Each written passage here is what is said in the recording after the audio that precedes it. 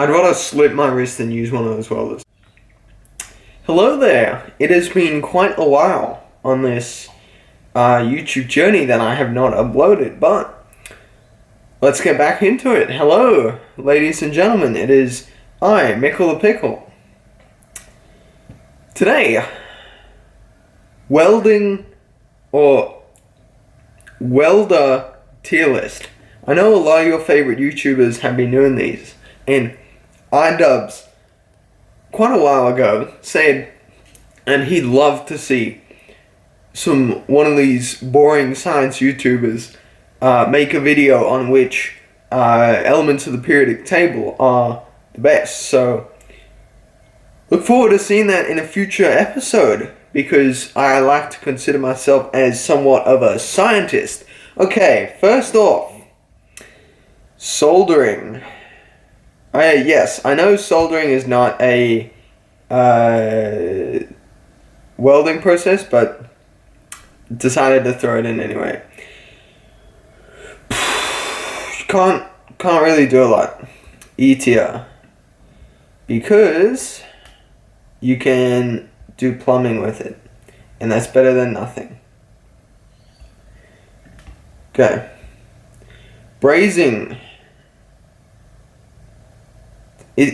I'm putting soldering down F tier. Alright.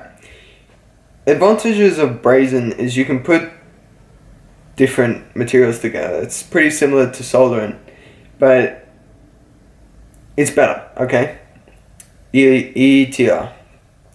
What is next? What is this? DC stick welding. Good old classic. My first welder was a DC stick welder. Still love it today. A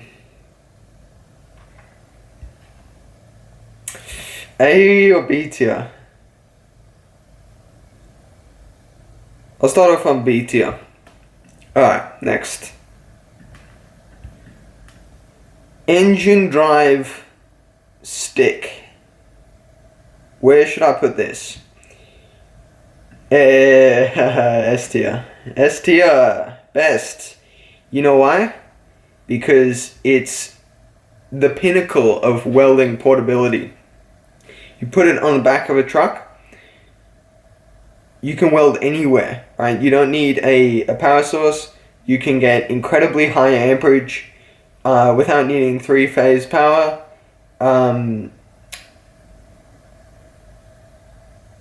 Yeah, just incredible.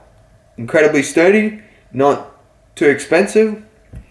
Man, I love me some engine drive welders. Okay, what is this? DC MIG. DC MIG. Where should I put DC MIG? Because, as you know, I don't really like MIG that much. C tier. These machines tend to be pretty bulky. They constantly go wrong. It's easier to weld vertical with MIG, so that's an advantage over stick. But no, my opinion's still hasn't changed. Yeah, MIG C tier. Okay, what is this? Engine drive MIG weld. No, okay. Engine drive MIG welding. Alright, so, or this really refers to any wire feed engine drive welding. Alright, if you're out in somewhere where there's no electricity, you're probably welding something that's either rusted or it's not clean material, right? And on top of that, it might be painted. There's a good chance. So why on earth would you want to MIG weld it? And if you're talking about portability, you need a bottle of gas. If you're doing wire feed Flux Core, why not just stick weld? You're just overcomplicating it. You have this other piece of garbage wire feeder that it's something else to go wrong. Whereas stick always works. D tier. What is this?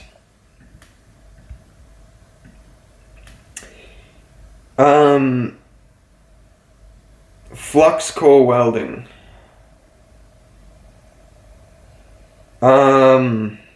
Golly. E tier. Flux Core Welding, not a lot of point to it. Just stick weld. Yeah, the only time I'd ever flux core weld is if I didn't have a stick welder and I didn't have gas, which, seriously, that's about as logical as saying that you'd wear sandals if you never had shoes. Golly, this is a welding shop, man. Alright.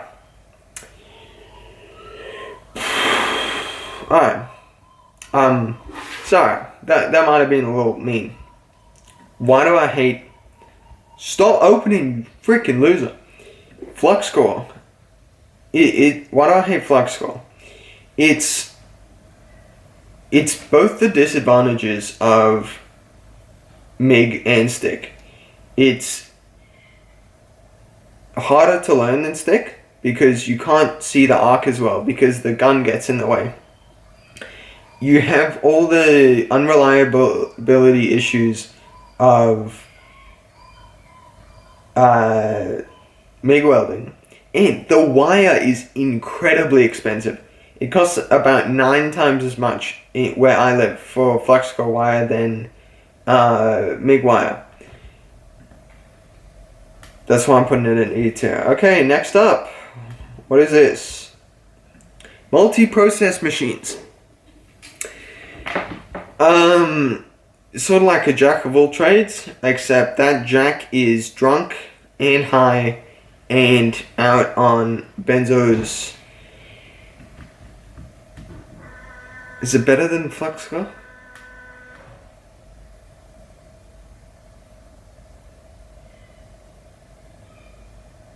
D tier.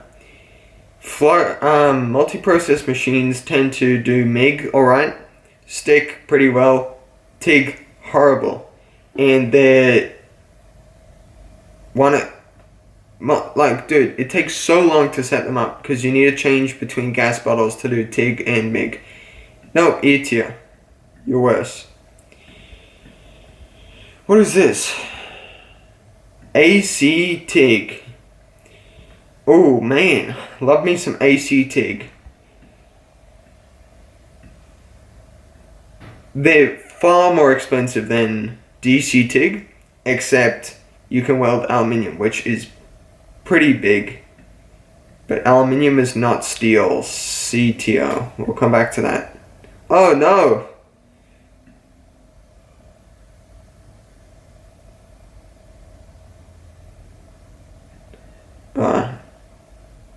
Alright, we're back in business, boys.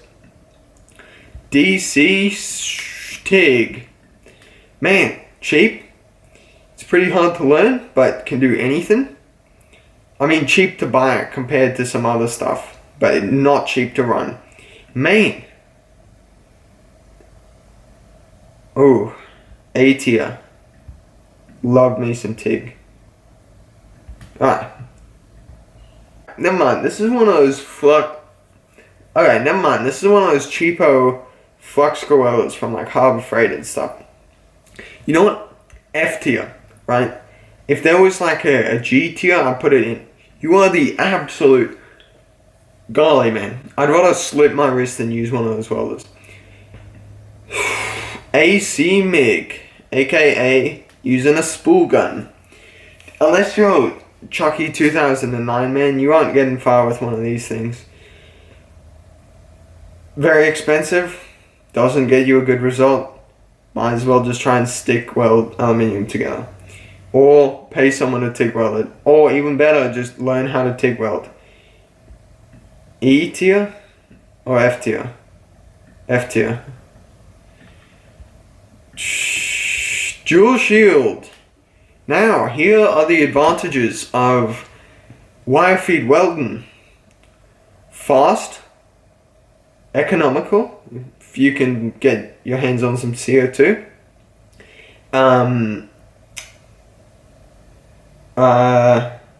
Yeah, it was mainly for big heavy work, but love me some dual shield. A tier. And finally, last but definitely not least, AC stick. Man, cheap, reliable.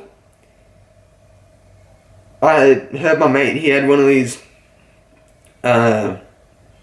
Flux Core AC buzz, not Flux Core, you idiot.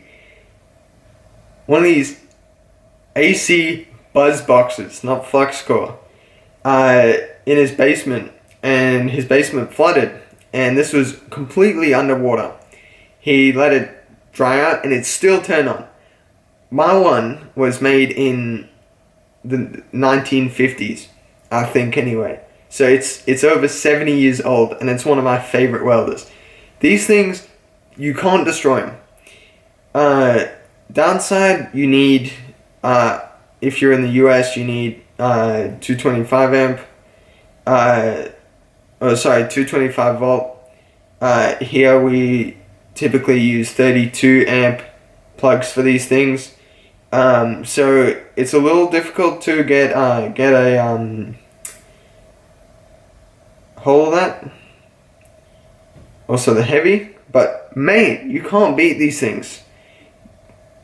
So cheap, so reliable, freaking perfect. S tier. And I think that's it. Any modifications? No, I think that's it. Thanks for watching. Sorry I haven't uploaded in like almost a year.